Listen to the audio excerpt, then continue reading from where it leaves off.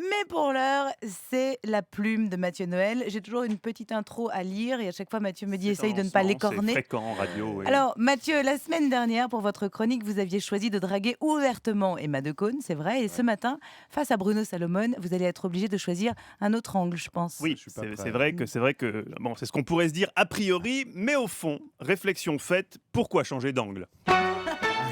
En effet, on est en 2015, je suis quelqu'un d'ouvert d'esprit, je pense que Bruno aussi, qui vous dit qu'après une parenthèse hétérosexuelle de 32 ans, dont la réaction d'Emma Decaune à ma demande en mariage la semaine dernière Me touche pas, sale mec! constitue peut-être le douloureux épilogue, qui vous dit qu'en voyant Bruno Salomon entrer dans le studio ce matin avec son visage à la Ashton Kutcher dans Sex Friends, étonnamment surmonté par la coiffure de Garcy Moore dans Les Visiteurs du Mercredi, rest in peace Garcy, qui vous dit que je n'ai pas eu l'envie soudaine de tourner le dos à la jante féminine pour conquérir le cœur de celui que, si tout se passe bien, j'appellerai bientôt dans l'intimité ma petite Salomon. Non! Qu'en dis-tu? Je te défoncerai la gueule avec plaisir. C'est bien, c'est important de partir sur des bonnes bases en amour. Non, évidemment, rassurez-vous Bruno, je plaisante, je n'ai aucune intention de vous faire des propositions indécentes. D'autres dans ce studio, disons un peu plus en manque que moi, s'en chargeront certainement. On salue les parents des Baroques. Oui, on les salue. On les salue. Hein. 17 ans qu'ils attendent que leur fille trouve enfin un mec, ils en peuvent plus. Papa Rock est à bout, il a même inscrit Eva sur Tinder. Pseudo, la pisse saladière pour 6. Oh non, c'est mauvais ça. Sans succès jusque-là. Charles-Henri, c'est tout de même pas ma faute si on n'arrive pas à la caser, ta fille. Mais non, c'est pas ta faute, ça viendra. Chaque pot a son couvercle.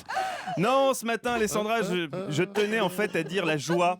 Je tenais à dire la joie qui est la mienne de recevoir celui qui a été élu par l'UCM-VTC, l'Union des chroniqueurs humoristiques qui se retrouvent parfois face à des vraies têtes de cons, invité le plus sympa du showbiz. C'est vrai. Jouons franc jeu ce matin. Des invités qui se la pètent, on en a croisé quelques-uns. Guillaume Gallienne, Pierre Ninet. Non, pas de nom. Oh bon sang, pas de nom Alessandra. Non, on coupera. Pas de nom. Mais c'est vrai qu'ils sont rares. Ils sont rares les acteurs qui, comme Bruno, ont su rester simples et souriants malgré le succès.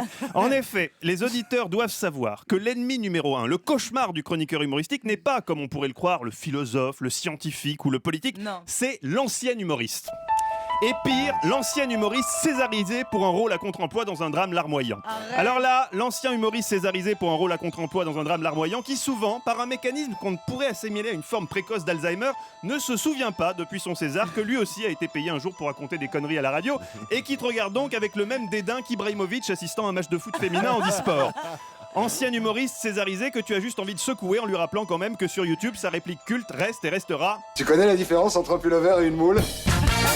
Bon, alors, là, c'est juste un exemple. Hein. J'embrasse Gérard Darmon qui n'est pas du tout la personne visée par cette digression militante. On Hein. n'a plus personne la semaine Il prochaine. n'a pas eu de César. Tout ça pour dire que ma petite Salomon est l'antithèse de l'acteur qui vrille au contact du succès. C'est pourquoi on est si heureux de l'accueillir ce matin. Tout se passe bien, Bruno? Vous passez un bon moment? J'ai jamais vu un tel ramassis de plots. Qu'est-ce qui arrange rien, con comme des balais. Mais nous aussi, on passe un délicieux moment en votre compagnie. Alors le succès, disais-je, est mérité. Un succès néanmoins trop tardif à mon goût et également à celui de ton banquier. Celui surtout comparé à l'ascension stratosphérique de votre complice des Nous c'est nous, Jean Dujardin. Jean dont vous assurez n'être absolument pas jaloux. Jean que vous dites admirer sincèrement. Même si vous me disiez tout à l'heure hors antenne, je cite, oui, enfin, The Artist, un chien qui danse, Jeannot qui fait des grimaces comme dans OSS 117, c'est pas non plus Docteur Givago, faut pas déconner. Ferme ta gueule. Je dis ce que tu m'as dit, hein. On salue Jean, hein, de toute façon. Voilà. Il y a peu de chances qu'il nous écoute de toute façon. Hein. Bref.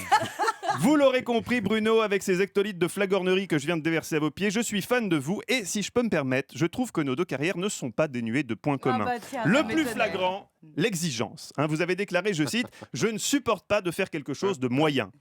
Moi non plus. C'est pour ça que j'ai choisi Petit Dimanche entre amis, avec d'abord La Sublée, hein, dont le vibrant éditorial chaque dimanche n'est pas sans rappeler les plus belles pages d'André Malraux. En réfléchissant bien, non, on ne peut pas brider la liberté d'expression, mais on peut allègrement stopper les cons.